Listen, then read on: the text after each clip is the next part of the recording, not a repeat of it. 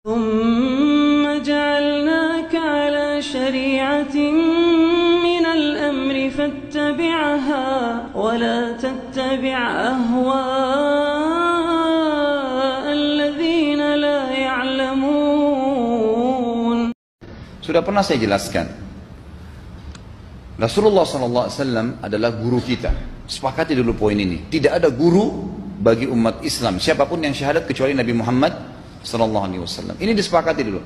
Semua dai dan ulama adalah pewaris beliau. Artinya harus mewariskan ilmu yang beliau ajarkan. Apa yang diajarkan itu yang disampaikan ke umat. Yang tidak diajarkan mereka larang agar dikerjakan. Kan begitu mestinya.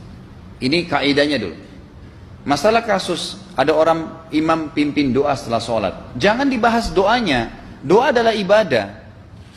Tapi begini, sebelum anda kerjakan satu ibadah, tanya, saya mau ziarah kubur. Jangan ziarah kubur sebelum anda tanya bagaimana Rasulullah SAW ziarah kubur, agar jangan anda buat-buat ziarah kubur itu.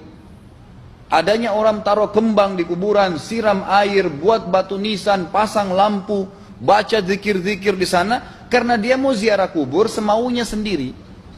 Tidak bisa. Anda muslim, punya kiai, punya Rasulullah SAW, suri tauladan kita, uswatun hasanah. Tanya Rasulullah ziarah kubur bagaimana? Rasulullah SAW dalam hadis Bukhari menziarahi kubur Baqi. Datang, memberikan salam, mendoakan mereka, pulang. Nggak ada lagi yang lain. Nggak pernah Nabi SAW bawa kembang, siram kuburan karena sudah kering. Padahal Madinah panas 50 derajat, pecah-pecah tanahnya.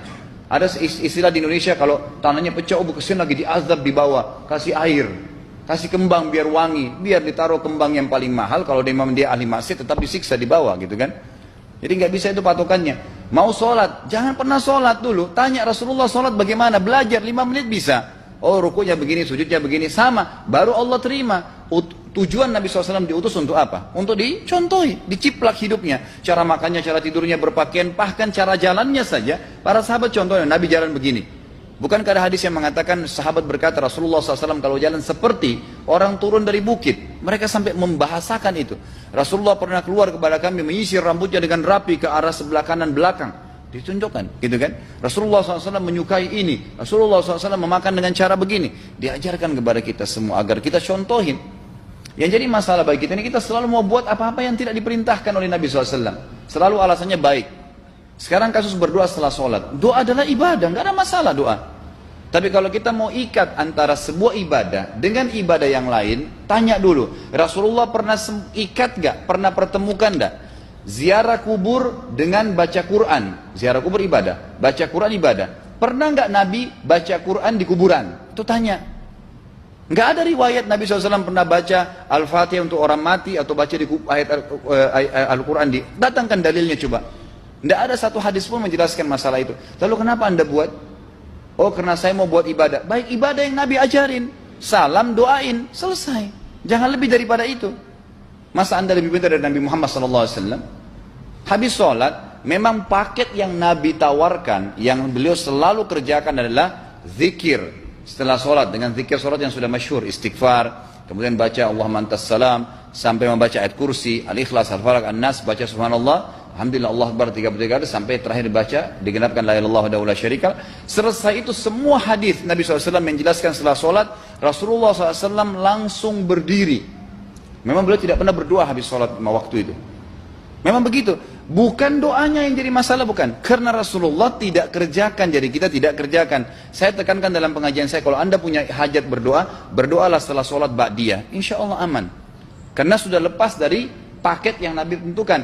Selama Rasulullah SAW sudah mencontohkan dan memerintahkan sebuah perbuatan, ditentukan tempatnya, jumlahnya, waktunya, jangan pernah dilanggar. Habis sholat bacalah subhanallah 33, alhamdulillah 33, Allah akbar 33. Jangan anda bilang saya bisa baca 100. Loh, Rasulullah suruh 33 kok.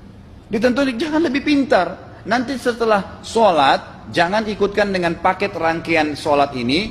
Di luar waktu sholat anda membaca 100, silahkan. Karena nggak ada penekanan di situ. Kalau ada penekanan waktu, tempat, dan jumlah, jangan dibantah. Anda pengikut Rasulullah atau bukan gitu kan? Harus jadi jelas. Yang membuat umat ini di Indonesia juga jadi masalah sekarang, karena mau buat sendiri. Semaunya sendiri. Kenapa akhi, kenapa Pak Kiai, kenapa Habib, kenapa Ustadz, kenapa buat ini? Bukankah Rasulullah tidak mencontohkan? Oh nggak apa-apa, ini kan baik. Loh, kalau semua orang berkata seperti anda, apa yang tertinggal dari agama kita? Kira-kira apa lagi yang tertinggal? Nggak ada kemurnian agama karena semua orang mau buat semaunya, gitu kan? Semaunya sendiri. Pindah rumah, baca berzanji. Apa itu berarti sejarah Nabi? Kenapa baca berzanji, saudaraku? Rasulullah waktu pindah rumah pernah baca-baca gitu nggak? Nggak pernah. Kenapa dibuat? Anda Muslim bukan? Muslim. Ya saya harus ikuti. Kalau tidak akan terus ini mengakar nih. Anda buat satu bid'ah sekarang. Bid'ah itu lawannya sunnah. Anak Anda akan buat 10 bid'ah. Cucunya akan buat 100 bid'ah. Akan banyak bid'ah merakar di masyarakat. Dan agama akan ditinggalkan. Kemurnian sunnah akan hilang, gitu kan? Ini bahaya. Ingat. Nabi SAW mengatakan kepada kita dengan hadis yang sangat jelas. Hadis sahih riwayat Imam Ahmad bunyinya begini. Semoga Allah merahmati umatku yang menukil dariku seperti apa yang aku ajarkan atau sebutkan. Sampai ulama hadis mengatakan Nabi ucapin habis sholat astagfirullah, maka sahabat tidak ada berani yang menambah azim. Nggak ada sahabat yang bilang astagfirullah azim habis sholat, nggak ada. Astagfirullah saja karena Nabi ucapin itu. Mereka mengakui tidak lebih pintar daripada Nabi SAW. Kenapa kita harus tambah? Astagfirullahaladzim, wali walidayya, wali muslimin, panjang. Dari mana ini semua? Ditambah-tambah, diembel-embelin, kenapa? Akhirnya keluar dari ajaran Nabi Muhammad SAW. Ini masalah gitu kan? Kenapa harus dilakukan? Peringatan maulid Nabi sudah sering saya ingatkan. Anda tanya semua yang buat maulid, kapan maulid itu sejarahnya ada? Semua buku sejarah menjelaskan tahun 230 Hijriah. Nabi meninggal tahun berapa? 11 Hijriah, gitu kan? 11 Hijriah. Lalu kenapa harus ada dilakukan? Dan dari mana sejarahnya? Yang membuat pertama adalah orang-orang Syiah. Sejarahnya jelas dari Fatimiyah. Semua buku sejarah sepakat mengatakan bahwasanya Maulid munculnya di zaman Fatimiyah. Dinasti Fatimiyah, orang-orang Syiah di Mesir, gitu kan? Dan mereka punya 6 macam Maulid yang sampai hari ini masih dikerjakan di Iran. Ada Maulid Nabi SAW, Hasan, Husain, Ali, Fatimah dan raja mereka. Sampai hari ini masih ada. Kenapa orang-orang waktu baca maulid, baca salawat sambil berdiri pegang tangannya taruh di dada? Karena keyakinan orang Syiah, ruhnya Nabi SAW sedang lewat. Anda tahu nggak itu? Banyak orang kita buat tidak tahu. Yang penting bahasa Arab ikut saja, gitu kan? Tidak bisa. Nabi SAW tidak pernah rayakan. Pernah ada yang bilang sama saya, Ustaz, kan Nabi SAW pernah bilang waktu ditanya tentang puasa Senin, beliau mengatakan hari itulah aku dilahirkan. Terus kenapa? Berarti boleh merayakan ulang tahun hari Senin, gitu kan? Tidak. Nabi SAW cuma menginformasikan bahwasanya beliau lahir di hari Senin. Dan beliau tidak pernah ngumpulin sahabat untuk baca bersama-sama, merayakan hari raya. Beliau tidak pernah. Kalau itu benar, Nabi nggak bakal tinggalkan kok. Ibnu Katsir rahimahullah, garis bawahi poin ini. Ibnu Katsir rahimahullah, dalam tafsir beliau, tafsir Quran Azim. Dan subhanallah Ibnu Katsir ini, kata ulama, hampir semua kalangan golongan itu banyak memakai madhab, banyak memakai buku beliau. Walaupun berbeda dari sisi pemahaman yang lain, tapi tafsirnya kebanyakan kembali ke tafsir beliau. Beliau mengatakan tafsir surah Al-Maidah ayat 3 yang bunyinya a'udzubillahi minasyaitonir rajim, al-yawma akmaltu lakum dinakum. Hari ini saya sempurnakan agama kalian, kata Allah. Ya. Wa atmamtu alaikum nikmati. Saya sempurnakan nikmatku pada kalian. Artinya tidak butuh yang lain. Wa raditu lakumul Islam madina. Saya ridha Islam sebagai agama kalian. Kata beliau, ayat ini turun menandakan dan memastikan bahwasanya Nabi Muhammad SAW tidak meninggal dunia kecuali sudah mengajarkan semuanya. Yang hitam, yang putih, yang gelap, yang terang, yang susah, yang muda, ya, semua dijelaskan. Siapa, kata beliau, yang menganggap masih ada sesuatu yang harus ditambahkan setelah Nabi SAW meninggal dan turun ayat ini, maka dia adalah ahli bid'ah. Dia orang yang membuat-buat agama. Nabi sudah ajarkan semua, selesai. Jangan ditambah, jangan dikurangin. Kita tidak lebih pintar dari Nabi SAW. Nabi nggak pernah rayakan hari lahirnya, jangan dirayain, selesai. Emang kenapa kalau kita nggak rayain? Kenapa? Tangan kita terputus? Enggak. Masih banyak ibadah yang disunnahkan gitu. Sama dengan kasus Isra dan Mi'raj. Kejadian besar dalam Islam. Tapi Anda boleh kembali kepada semua buku sirah. Saya tantang semua buku sirah Anda kembali. Insya Allah yang berpegang pada Al-Quran dan Sunnah, memang ada dasar wahyunya, maka semua akan menjelaskan. Nabi SAW setelah pulang dari Isra dan Mi'raj tidak pernah mengumpulkan sahabat-sahabat untuk merayakannya setiap tahun. Tidak pernah. Boleh dipelajari iya, setiap hari. Tapi ditentukan tanggalnya lalu dibuat acara. Tidak pernah Nabi SAW buat itu. Lalu kenapa Anda buat? Kalau Anda mau tetap buat, ya silahkan, itu hak terserah Anda. Tapi saya ngajak kepada Anda kembali kepada kemurnian ajaran Nabi SAW.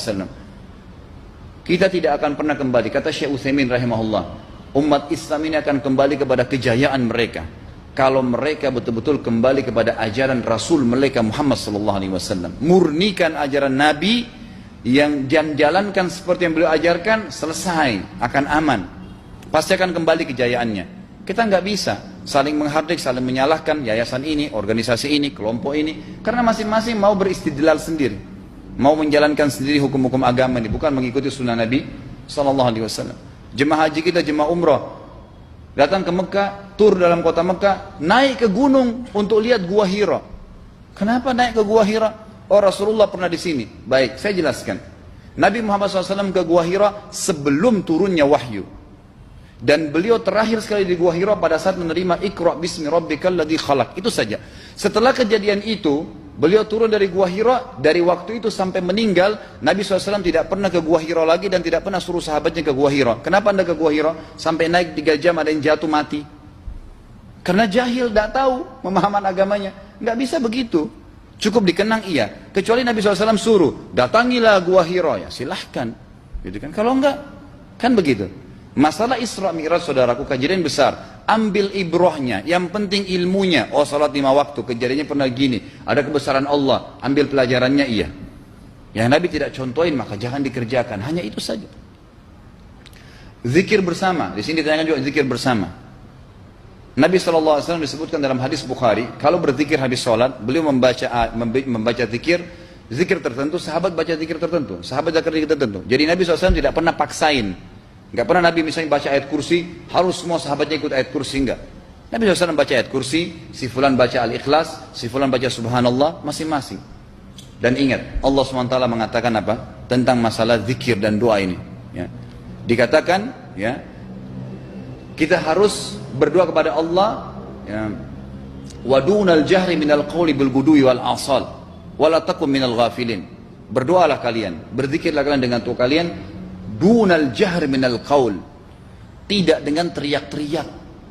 Allah berfirman dunal jahr, tidak teriak-teriak, ya. Dan janganlah kalian menjadi orang-orang yang lalai.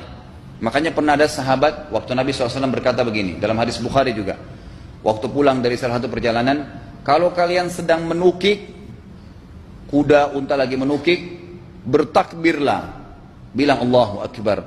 Kalau kalian sedang turun, menuruni sebuah lembah, bertasbihlah, bilang subhanallah. Ada satu sahabat badui, orang dari padang pasir, semangat dia jalankan sunnah Nabi. Waktu kudanya lagi naik, Allahu Akbar, dengan suara keras dia teriak.